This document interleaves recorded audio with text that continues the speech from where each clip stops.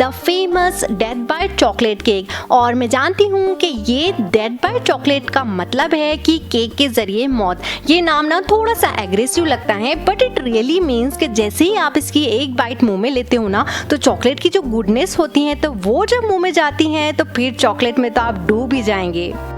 तो यहाँ पर हमने लेना है बोल और छन्नी। तो 2 कप यहाँ पर मैंने लिया है मैदा, all purpose flour. Measuring cup का यूज़ आपने यहाँ पर करना है। 1/4 कप आप यहाँ पर लेंगे कोको पाउडर। अब इन दोनों चीज़ों को हमने अच्छे से छान लेना है, अच्छे से सीव कर लीजिए ताकि इसमें जो गुठलियाँ हैं, लम्स है, तो वो सारे निकल जाए। ये स्टेप बहुत इंपॉर्टेंट है, इसे स्किप नहीं करना। अब नेक्स्ट इंग्रेडिएंट जो है ना, तो वो है चीनी। जो नॉर्मल किचन में चीनी होती है ना, तो आपने इसे ग्राइंडिंग जार में पाउडर फॉर्म में बनाकर 1 कप लेवलिंग लेकर इसमें ऐड करना है।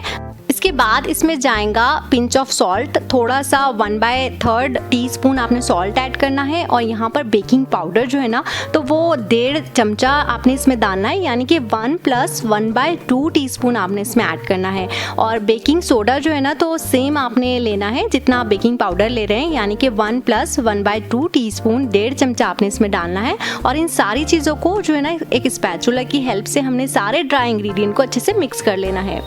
अब ड्राई इंग्रेडिएंट तो हो गए हैं, अब वेट इंग्रेडिएंट की आती है बारी। तो इसमें मिल्क ऐड करेंगे 280 ml।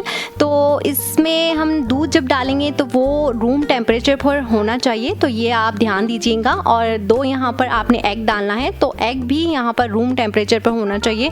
अब यहाँ पर थोड़ा सा बटर को मेल्ट किया हुआ है, तो ये 1/4 कप इसमें ऐड करेंगे। और साथ ही में ऑयल ऐड करेंगे जो कि है 1/4 कप। और विनेगर वाटर है तो 1 टेबल स्पून इसमें ऐड कर दीजिएगा।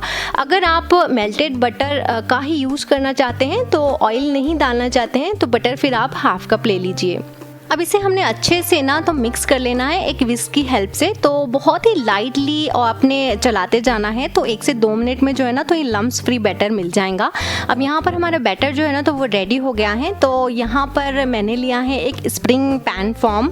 तो ये जो मोल्ड है ना केक का, तो वो आसानी से जो है ना, इसकी क्लिप खोलने के बाद में तो ये इस तरह से रिंग ऊपर आ जाती है और नीचे जो है ना, तो फिर वो केक रह जाता है। और इसकी जो प्लेट है ना, तो वो ये देखिए उल्टी साइड पर आपने इसे लगाना है। ये जो है तो सीधी साइड है और ये उल्टी साइड है, तो इस तरह से लगाने से ना, तो जो हमारा केक का बैटर है तो वो लीकेज नहीं होगा। अब यहाँ पर बटर पेपर लगाने के बाद में जो हमने केक का बैटर रेडी किया था, तो वो सारा हम मोल्ड के अंदर ट्रांसफ़र कर देंगे। और इसे 1 से 2 बार आपने टैप करना है। ओवन को मैंने पहले से प्री हीट कर दिया था 180 डिग्री सेल्सियस पर। तो इसे आपने बेक करना है 30 to 35 मिनट। तो ये देखिए, जब आपकी टूथपिक इस तरह से डालने के बाद में बिल्कुल क्लीन आती है ना, तो फिर वो केक आपका रेडी है। यहाँ पर केक को ठंडा होने के लिए रख देते हैं। तब तक हमने बनाना है मूस, जो कि है केक की फीलिंग।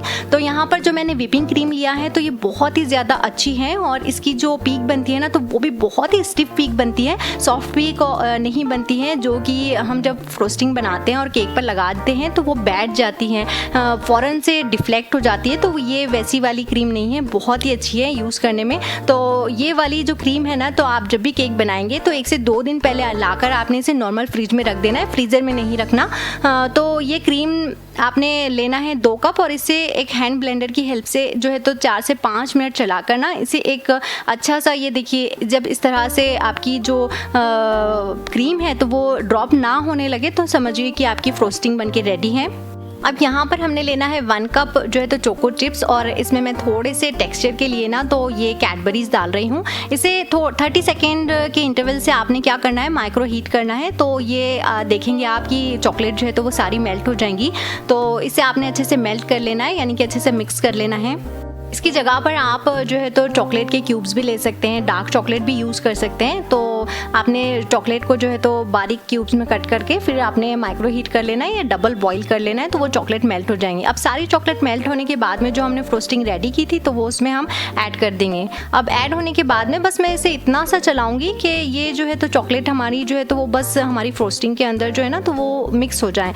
अब जब हम चॉकलेट को मूज़ में ऐड करते हैं ना, तो वो आपने ध्यान देना है कि वो जो है तो नॉर्मल नॉर्मल टेम्परेचर पर होना चाहिए। और मूस जो है ना वो बहुत चिल्ड होती हैं, तो जब आप इसमें चॉकलेट ऐड करते हैं तो ये जो है तो बारीक बारीक से ना चंक्स फॉर्म ले लेती हैं। तो ये देखिए आपको मूस में जो है ना चॉकलेट के चंक्स नज़र आ रहे होंगे। ये बहुत अच्छा जो है तो मुंह में बाइट देती हैं। अब यहाँ पर हम इसकी ग्लेज तैयार कर लेते हैं। तो आपने लेना है जो है तो व्हिपिंग क्रीम, सारा व्हिपिंग क्रीम का ही हम इसमें यूज़ करेंगे। 100 ml व्हिपिंग क्रीम को बॉइलिंग हीट पर लाने के बाद में आधा कप चोको चिप्स इसमें ऐड करना है और इसे अच्छे से मिक्स कर लेना है। तो ग्लेज हमारी रेडी हो जाएंगी। ये देखिए बहुत ही अच्छी ग्लेज रेडी हो गई है। अब यहाँ पर केक जो है तो वो बहुत नॉर्मल टेम्परेचर पर आ गया है। तो इसकी पैन की हमने जो है तो क्लिप निकाल कर इसे रिमूव कर लेना है और इसकी जो बटर पेपर है तो वो भी हम इसे निकाल देते हैं।